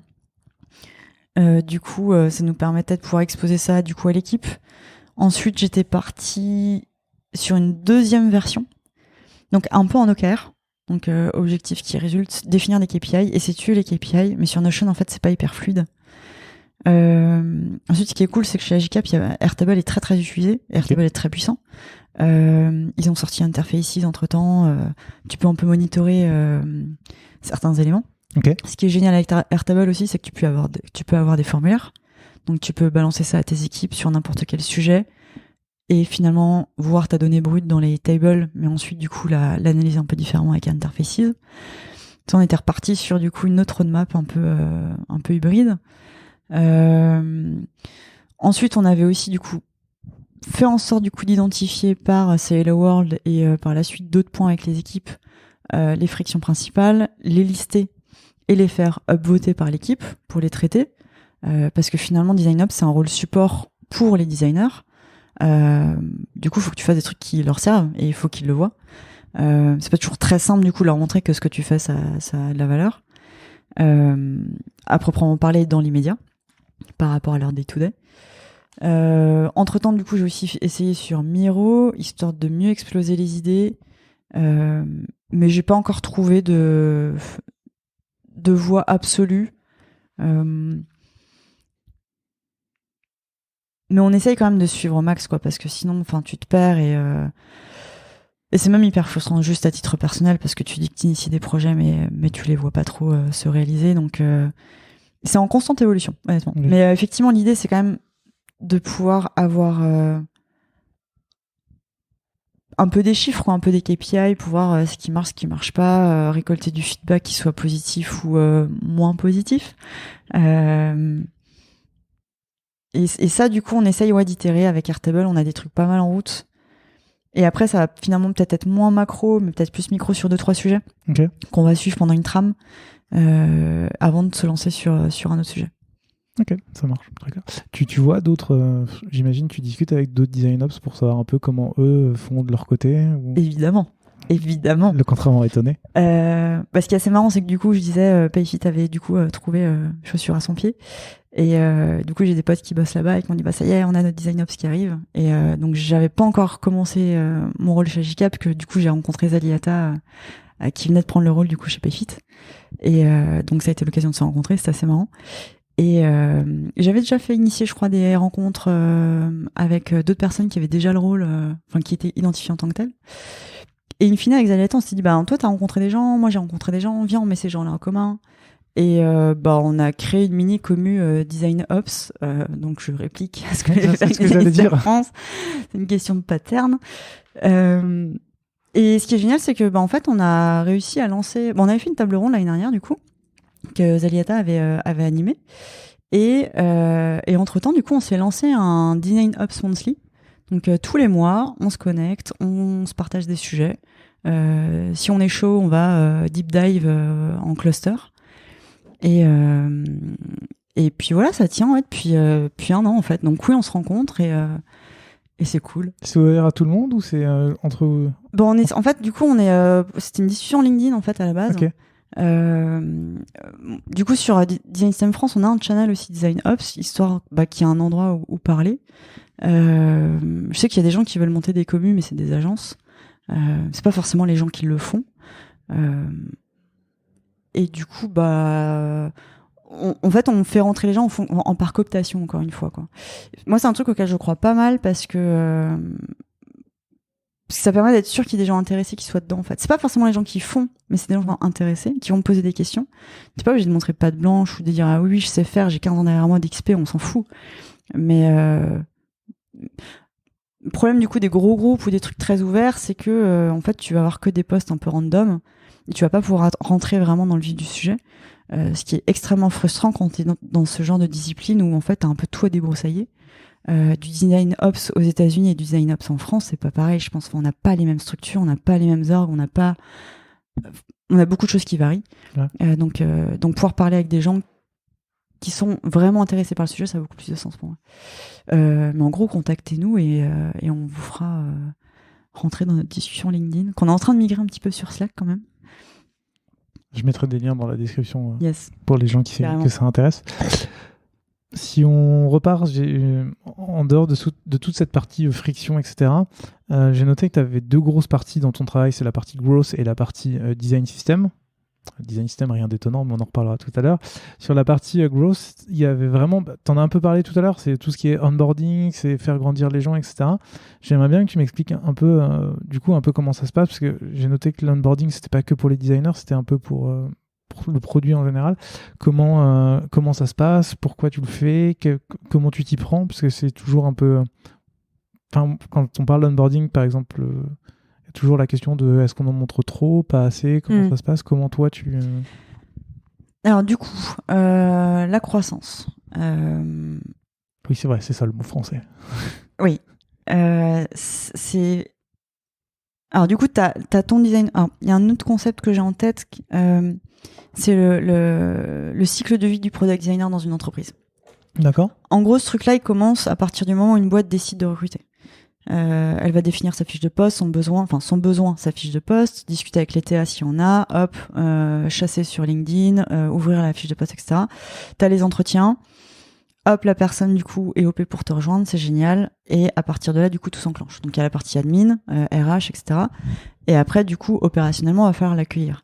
Donc t'as cet onboarding qui arrive. Donc quand je suis arrivée chez Agicap, il y avait vraiment plein de choses qui étaient bien mises en place.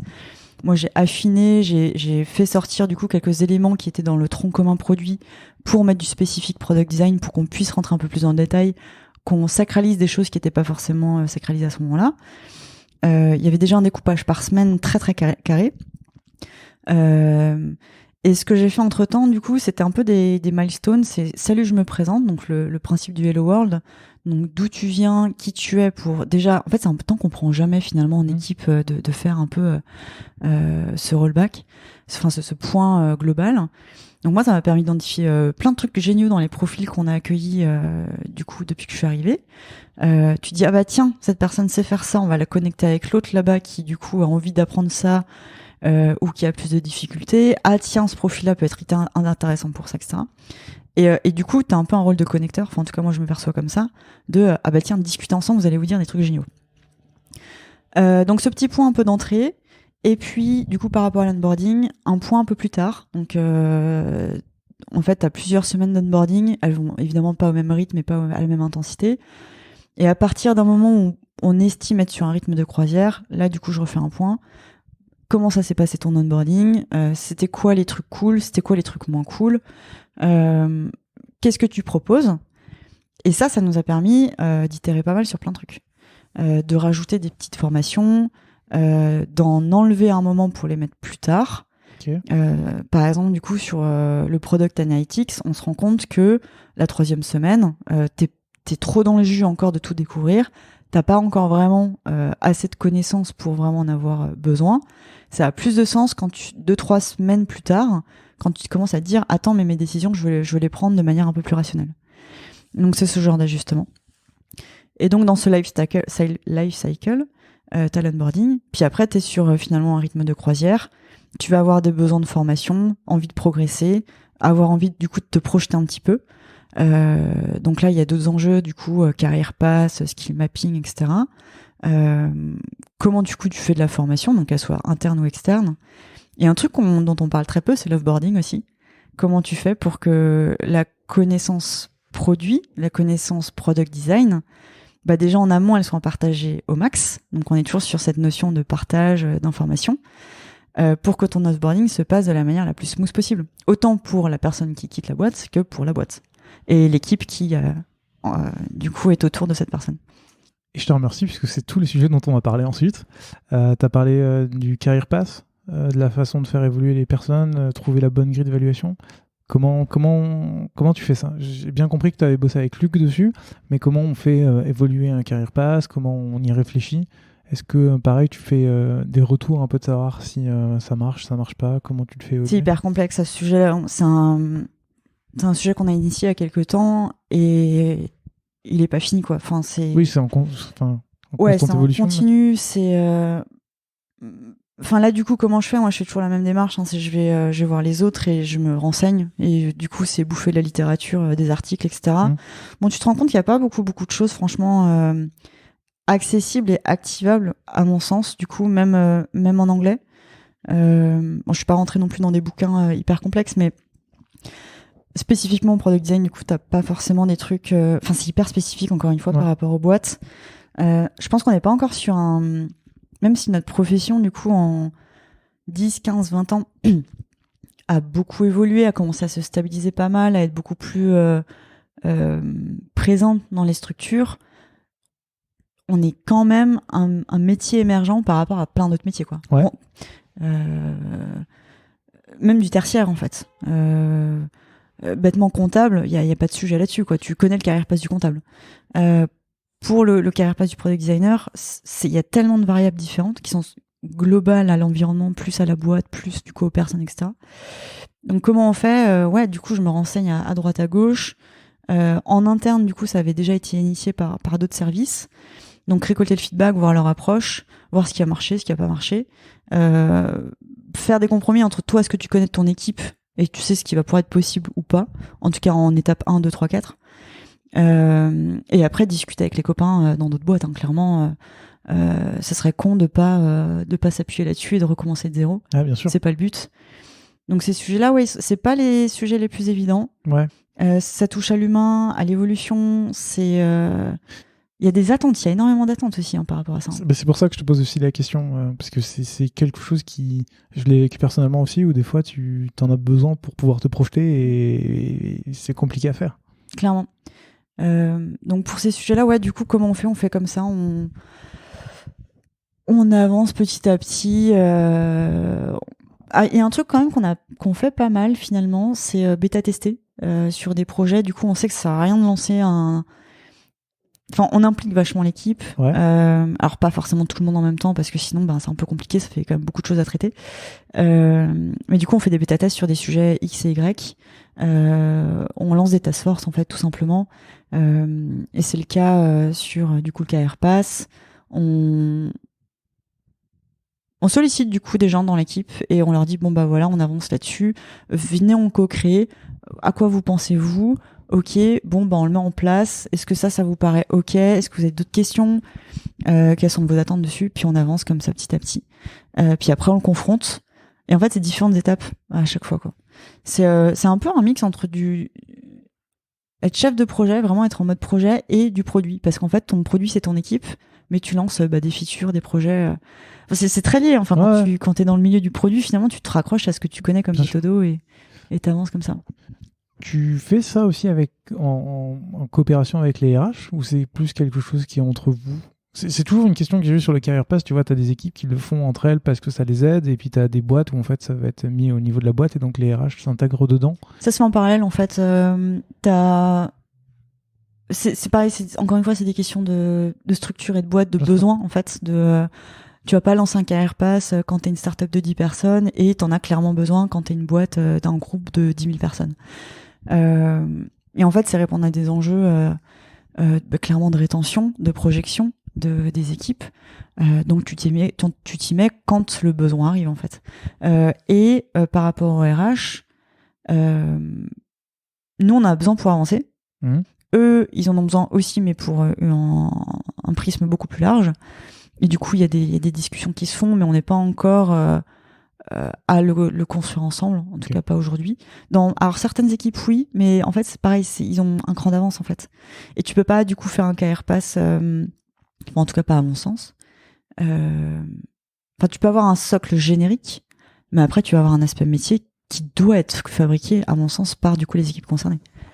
Et pour savoir de quoi tu parles. Exactement. Pour éviter de te retrouver à dire product designer, c'était faire du graphisme pour le marketing. Exactement.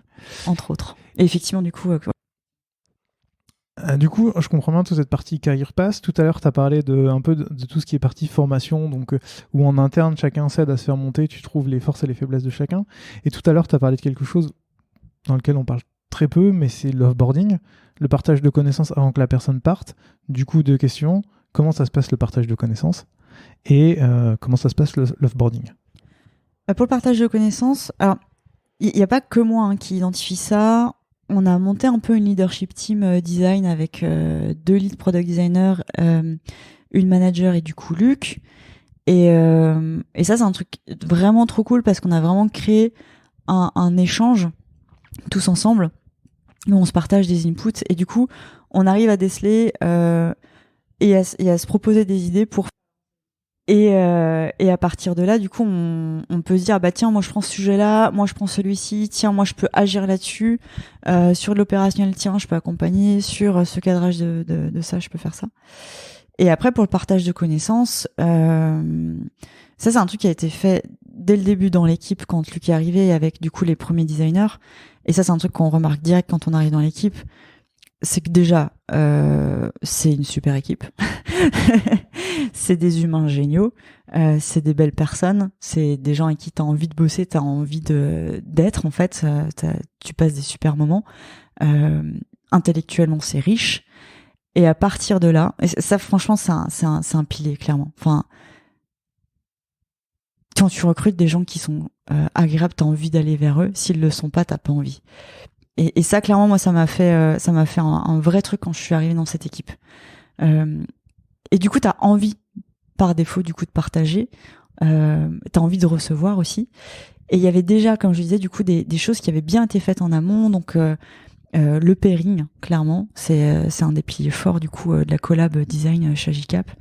La collab, justement, en tant que telle, où, du coup, tu sollicites de l'aide de quelqu'un. Et après, du coup, les rituels qui sont notamment design critique, où tu vas avancer avec tes pairs.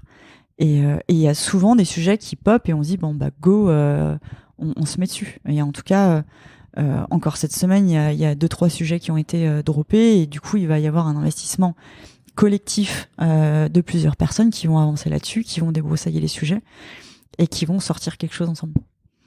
Ça, c'est génial. Et du coup, c'est ça qui vous permet ensuite, lors de l'offboarding, de pouvoir accompagner les gens et de se dire tout est OK ou... Pendant l'onboarding ? L'offboarding. Ouais, après, heureusement, on n'a pas eu beaucoup d'offboarding. En vrai, on a... Ouais, puis de toute manière, il y a tout... De manière générale, en termes produits, il y a quand même pas mal de process. Il y a beaucoup de choses qui sont comme une culture de l'écrit assez forte. Okay. La structuration des fichiers Figma aussi fait que du coup, normalement, tu passes d'un fichier à l'autre, tu t'y retrouves, tu vois de quel sujet à quel sujet c'est connecté. Alors évidemment, c'est pas toujours le cas. On s'assure quand même de faire une transmission s'il y a quelqu'un qui part, que les sujets soient identifiés, listés, discutés avec le PM aussi, pour qu'on les perde pas.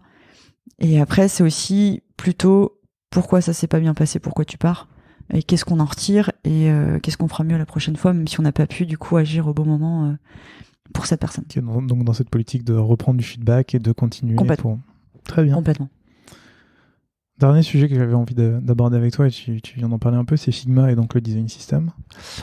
Toi, quand tu as rejoint l'équipe, du coup, le design system existait déjà, puisque c'est Mathéo qui a bossé dessus. Aujourd'hui, comment ça fonctionne ? Est-ce que c'est toi qui, entre guillemets, t'es emparé du leadership du design system, ou chacun vit un peu... Alors, quand je suis arrivée... Alors, le design system d'Agicap, donc Flipper, notre petit dauphin, a été créé par Luc quand il est arrivé, du coup, en avril 2020. À ce moment-là, Luc est premier product designer. Il n'a pas encore son rôle de head-off, comme il en parlait dans le podcast. Et du coup, il se base sur une lib pour avancer, parce qu'il y avait déjà des enjeux assez forts. Côté tech, du coup, ils initient une librairie. Donc, ce qu'il faut savoir, c'est que nous, on n'est pas sur React, on est sur Angular. Donc, ils initient une lib. Ça cohabite un petit peu. Enfin, du coup, ça se nourrit un peu l'un l'autre. Et du coup, l'année dernière, quand moi j'arrive... On a plusieurs fichiers Figma dont un avec les composants, un avec les couleurs. Voilà, une segmentation un peu comme ça par fichier, qui sont du coup des librairies. Tous les designers contribuent dessus à la volée. Et à ce moment-là, c'est possible parce que quand moi j'arrive, je suis, je crois, la 6e personne ou 7e personne de l'équipe design. Donc, on a finalement pas grand monde en quelque sorte. C'est assez organique. Sauf qu'en l'espace de 3-4 mois, on double ce chiffre. Et on se retrouve du coup sur Figma avec quand tu veux publier la librairie, tu te retrouves avec plein de change, mais personne ne touche à ça. Donc là, on dit, ok, si on publie, est-ce qu'on publie tout? Parce qu'on dit, on force et on verra ce qui se passe demain, si ça pète ou pas. Mais c'était pas hyper safe. Entre-temps, moi, j'essaie de me rapprocher de la tech pour identifier qui gère quoi, comment c'est géré, comprendre le framework, Angular, moi, je découvre. Et donc là, on identifie du coup la personne qui va être ma co-lead sur le DS. Et finalement, du coup, début d'année, là, 2022, on prend la décision de monter une task force design, product design, sur le design system. Ok. Pour le faire évoluer. Et du coup, on coupe les accès de contribution par défaut et on met en place du coup un playground. Donc, vous pouvez pas du coup juste couper le cordon comme ça, sachant que c'était très itératif jusqu'à présent. On met en place le playground. En gros, c'est un fichier Figma où tu peux crafter du coup tes idées dedans. Et du coup, la task force va s'assurer du coup en mode gardien du temple que c'est systémisable pour pas créer de la dette en fait. Alors ça a du coup la conséquence que la contribution ne se fait plus de manière aussi fluide. À ce moment-là, on n'a pas de process très clair sur comment on pallie à ça. Ça crée de la frustration, ça crée de la friction. Et en fait, nous, petite task force design system côté design, on n'a juste pas du tout les ressources pour assurer toute la maintenance. Donc on mène quand même des projets du coup de refonte de certains éléments, etc., qui du coup avaient pas mal de friction, mais notre vélocité est quand même pas dingos. Côté tech, c'est un peu plus flou à ce moment-là. C'est ouvert, mais c'est pas ouvert. C'est-à-dire que en gros, la lib, si tu as les droits sur le repo, ben c'est open bar, tu peux pusher des propositions d'édit. Mais si t'as pas accès au repo parce que t'as pas été onboardé, ben en fait, y a pas accès. Donc je me retrouve avec des devs qui viennent me voir, oui, salut, je voudrais avoir accès au repo. Bah ouais, super, mais moi déjà, je gère pas ça. Et il me semblait que c'était accessible. Et donc du coup, au fur et à mesure, du coup, le temps passe. Effectivement, j'ai pris le leadership sur du coup ça, mais finalement, là aujourd'hui, c'est quasi un rôle de PM en fait, enfin un design system manager. Ces sujets de collab du coup et de contrib, on les a eu de ouf il y a quelques mois. On s'est dit bon bah là en fait, on change un peu de périmètre en termes des gens qui sont impliqués dans la task force. Et comment on fait en fait en ayant si peu de temps accordé au design system pour être quand même véloce. Bah en fait, il faut s'appuyer sur les gens, faut faire de la contribution. Et on s'est dit bon bah il faut un peu clarifier les choses histoire que ce soit pas à la volée en fonction de la tête du client. Et on a enfin sorti une version de ça du coup début septembre. Et là pareil, on est en bêta test et on essaye de voir comment on peut embarquer les gens. Sauf que l'enjeu derrière, c'est ben moi je bosse sur le produit. J'ai besoin de mon composant et ben du coup je le bosse en même temps que ma feature. Mais je veux que ce soit design system pour mon dev après. Sauf que ça en fait temporellement tu peux pas. Et ça c'est des grosses frictions qu'on a en fait. On n'a pas trouvé de solution à ça pour l'instant. Je parle beaucoup du coup avec Jérôme chez Docto qui a bien avancé ce sujet de contribution aussi. Et donc voilà, on itère là-dessus. On essaye de simplifier les choses, mais en fait c'est hyper complexe parce qu'un design system c'est un produit à part, parce que tu peux pas faire n'importe quoi avec, parce que si nous on accepte en tant que owner, que responsable du DS de mettre entre guillemets tout et n'importe quoi, si ce truc-là il est merdique, bah c'est nous qui devons le maintenir. Et on n'a déjà pas suffisamment de temps de travail sur ça, donc faut maîtriser du coup tout ce qui rentre et discuter. Et après, il y a un gros enjeu de dire, est-ce que ça a vocation à être systémisé ? Donc ça revient au fondement du coup du design system de, ok, est-ce que modifier cet élément-là, ça a du sens pour tout le monde ? C'est cool que tu veuilles proposer, merci, donc garder les gens engagés. Mais derrière, du coup, en fait, ça ne concerne que ta squad. Ça ne concerne que ton petit périmètre produit. Et on peut pas encore se baser sur peut-être que ça servira demain, parce qu'en fait, faut que ce soit documenté, il faut qu'on sache à peu près. Du coup, aujourd'hui, on peut dire que vous êtes dans encore dans la recherche du système idéal pour vous, pour le design system, ça marche, mais il y a encore des améliorations à faire. Ouais, carrément. Mais c'est génial. Enfin, en fait, c'est le moment le plus complicado parce que c'est la maintenance, en fait. C'est très, très, très simple de lancer un UI kit, de lancer, du coup, un peu de doc sur des éléments génériques parce que tout le monde a les mêmes, ou quasi. Et du coup, fondamentalement, ça va être la même chose. Mais une fois que tu passes cette étape-là et que tu as une communauté derrière qui prend pour acquis la présence du design system, autant côté tech que côté design, bah là, tes challenges, ils sont vachement plus larges, quoi. Enfin, c'est OK, comment je les garde engagés, comment je récolte du feedback, comment, en fait, je push un mindset product dans mon design system qui est un outil interne que personne ne paye pour ça, en fait. Et ouais, c'est un vrai challenge, ouais. Vous êtes combien dessus, du coup? Il y a toi et une tech, c'est ça? En lead, ouais, mais au final, on est donc nous, on co-lead ensemble le design system, ouais, avec Isa, et derrière, on a monté une petite équipe de tech. Donc, ce qui est assez cool, c'est qu'ils sont du coup, ils sont 4 en tout, et ils sont à travers du coup les différentes architectures produits du coup d'Agicap.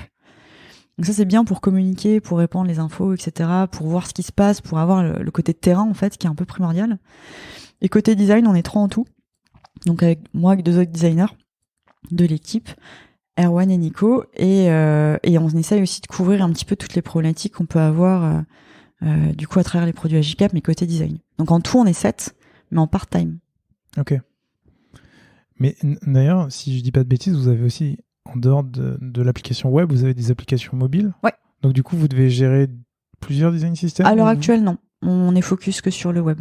D'accord. Qui est un enjeu à part entière déjà. Oui, j'imagine. Non, on a une équipe mobile plutôt agile du coup, donc ils arrivent à avancer en autonomie et il y a eu des bonnes bases, donc on se focus plus sur le web. Ok, ça marche. Tout à l'heure, tu disais que ça faisait 1 an que tu étais chez Agicap. Selon toi, quelle est la chose que tu as mis en place qui a le plus aidé l'équipe? Mes blagues. Ah, je prends. Waouh. Elle est pas simple, celle-là. Non, elle est même un peu compliquée. C'est difficile parce qu'en fait, ton but, c'est d'aider l'équipe, mais dans un contexte où en très peu de temps, tu passes d'une petite équipe à une équipe de quasi 15 personnes. Et donc, tu as au début de la flexibilité. Tu fais un peu... c'est fluide. Sauf que ça grossit. Toi, t'arrives entre-temps. Et du coup, par définition, tu dois mettre des process. Sinon, c'est le sbeul et tout le monde a envie de consistance, mais il faut investir dans la consistance, par exemple. Tout le monde a envie d'aller vite, mais pour aller vite, c'est au détriment de certaines autres choses. Donc, du coup, t'arrives avec des process et c'est pas... justement, on en présente souvent avec les équipes design system ou autres. Et à chaque fois, on présente un truc et ça, tu vois pas l'enjaillement sur la tête des gens, quoi. Et on se le dit à chaque fois, on se débriefe, on dit bon, t'en penses quoi? Bon, bah, comme à chaque fois, on présente un truc, faut attendre que ça prenne. Et donc voilà. Mais du coup, ouais. Ça, c'est une bonne question. Parce qu'en fait, du coup, mon emploi du temps est très riche aussi, donc il se passe plein de trucs. T'aurais dû me poser cette question avant pour que je prépare un élément. Pas de problème. Et du coup, je vais t'en poser une autre. J'ai bien compris qu'il y avait beaucoup de sujets. Et je peux comprendre qu'il n'y ait pas forcément un sujet qui a beaucoup aidé l'équipe ou c'est une multitude de sujets. Par contre, pour l'année à venir, quels sont les gros sujets sur lesquels tu voudrais travailler et sur lesquels tu vas travailler? Alors, clairement, sans rougir, du coup, notre design system. Je vois qu'il y a beaucoup de choses à poser, à clarifier, que ce soit sur la visibilité, la connaissance, ensuite sur ce qu'il est en tant que tel, côté design, côté tech aussi. Apporter de la vélocité à ça pour justement montrer que ça apporte de la valeur et que c'est cool. Enfin, c'est déjà le cas, mais on va dire un peu redorer son blason, son emoji dauphin. Et après, sur Design Ops, c'est, on va dire, les rituels et arriver à maintenir ce qu'on met en place, en fait. Parce qu'on est très enjaillé par... du coup, on a le besoin, on l'identifie, on sait qu'il faut y aller. Parfois, ça se fait un peu au détriment de choses qu'on avait déjà posées. Et c'est vraiment du coup poser le socle et s'appuyer dessus. En fait, ça, c'est un enjeu que je trouve assez fort. Et qu'on puisse être serein là-dessus et pouvoir adopter des nouveaux sujets, mais et les inscrire dedans, en fait, et que ce soit fluide, en fait. Enfin, c'est fluidifié. Garder le cap qu'on a en termes de collab et tout, de mindset de l'équipe. Et ouais. Alors finalement, c'est pas du scale en tant que tel, mais c'est assainir, on va dire. Enfin, c'est pas assainir parce que c'est pas malsain, mais Consolider. Ouais, consolider, ouais. Consolider, les deux en fait, le design ops au service de l'équipe et le DS, ouais. Ça marche. J'ai une dernière question. Celle-ci, en fonction des invités, elle est plus ou moins dure. C'est est-ce qu'il y a un sujet que tu aurais voulu qu'on aborde, que j'ai oublié d'aborder, ou une question que tu aurais voulu que je te pose? Comme j'en ai évoqué à plusieurs reprises du coup Design System France, et ça j'aurais bien voulu en parler davantage. Je t'en prie. Parce que du coup donc j'ai créé cette communauté par besoin. Besoin du coup d'apprendre des autres à un moment donné où du coup cette connaissance n'était pas forcément accessible, soit dans le détail en anglais, soit juste présente en France. Et ça a été un peu un tournant parce que c'est comme tu l'as remarqué, du coup c'est ce qui m'anime, c'est le partage, c'est apprendre des autres, etc. Et ça a vraiment été un tournant, et du coup j'ai créé cette communauté pour m'aider moi, mais pour aider les autres aussi. J'ai bien compris pourquoi tu l'as créé, ce que tu en retires, etc.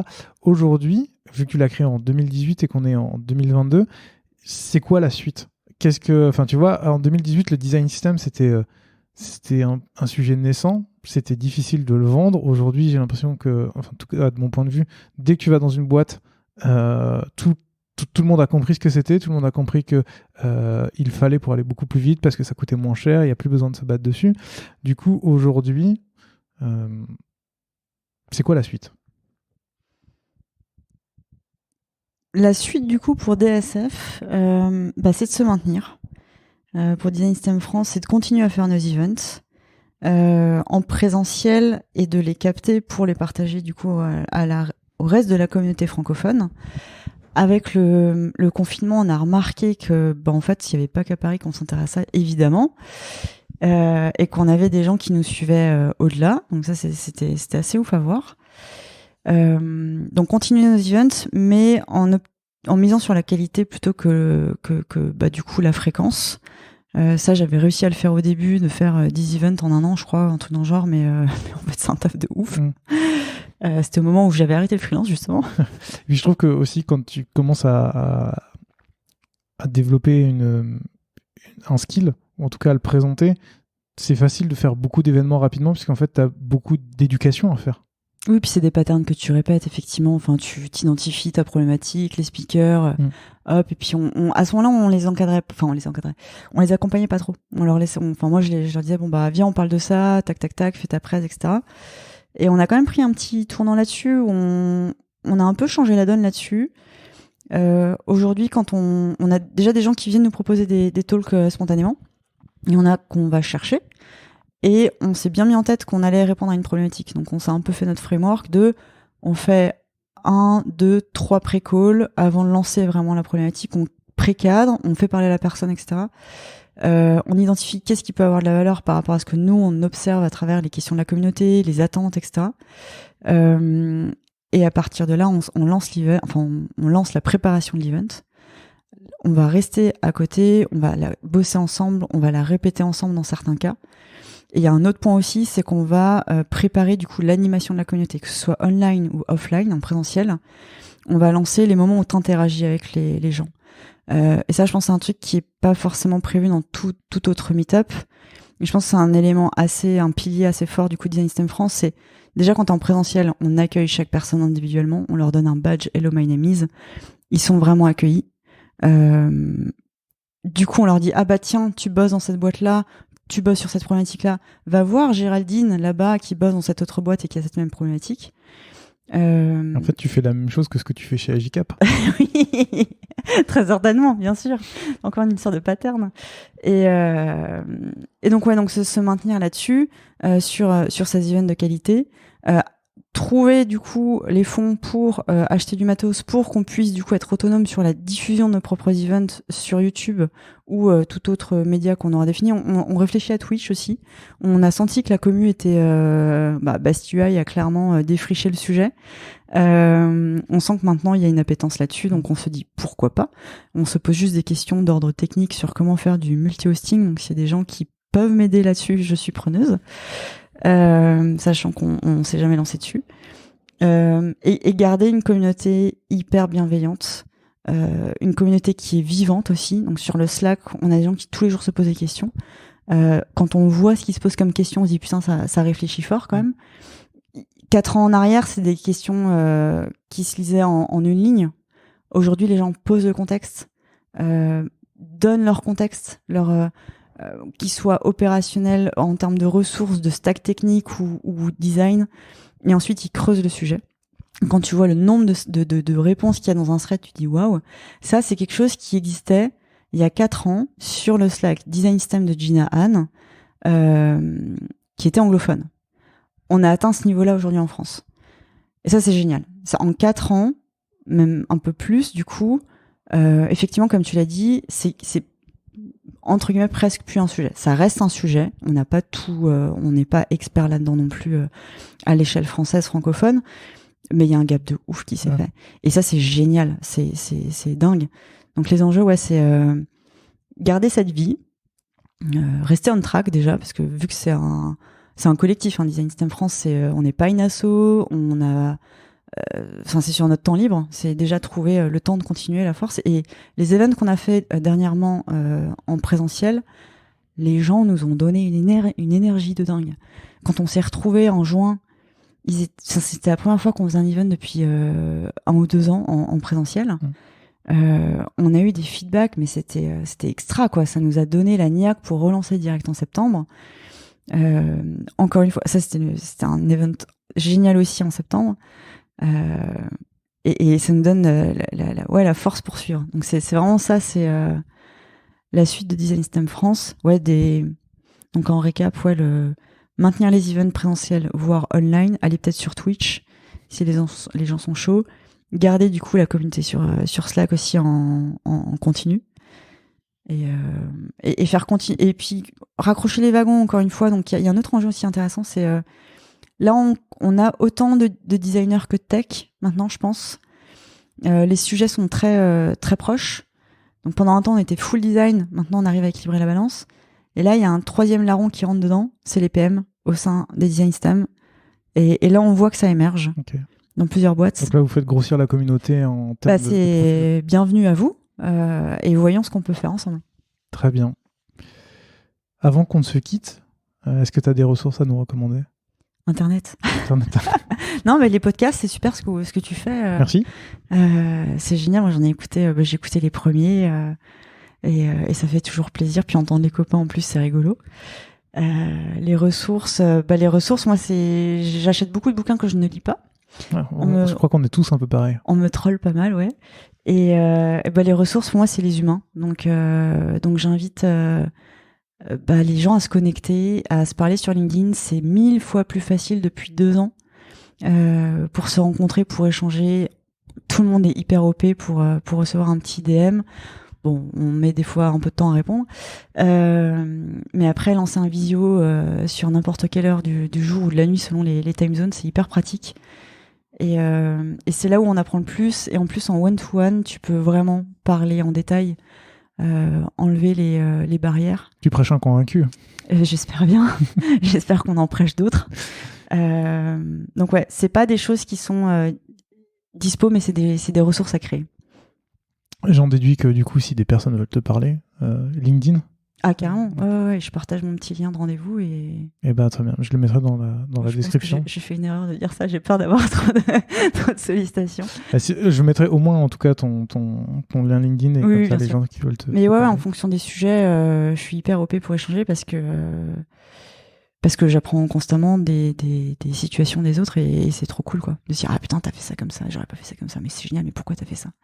C'est trop cool. Ouais, c'est vraiment chouette. Mais carrément, ouais. Eh ben, super. Je pense que c'est une bonne conclusion, non?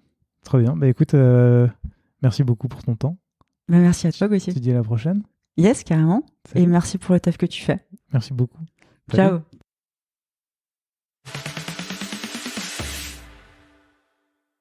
Merci d'avoir écouté cet épisode jusqu'au bout. Si vous l'avez aimé, n'hésitez surtout pas à vous abonner sur votre application de podcast préférée. Vous pouvez aussi mettre 5 étoiles sur Apple Podcast, c'est ce qui m'aide le plus à faire découvrir l'émission. À très bientôt.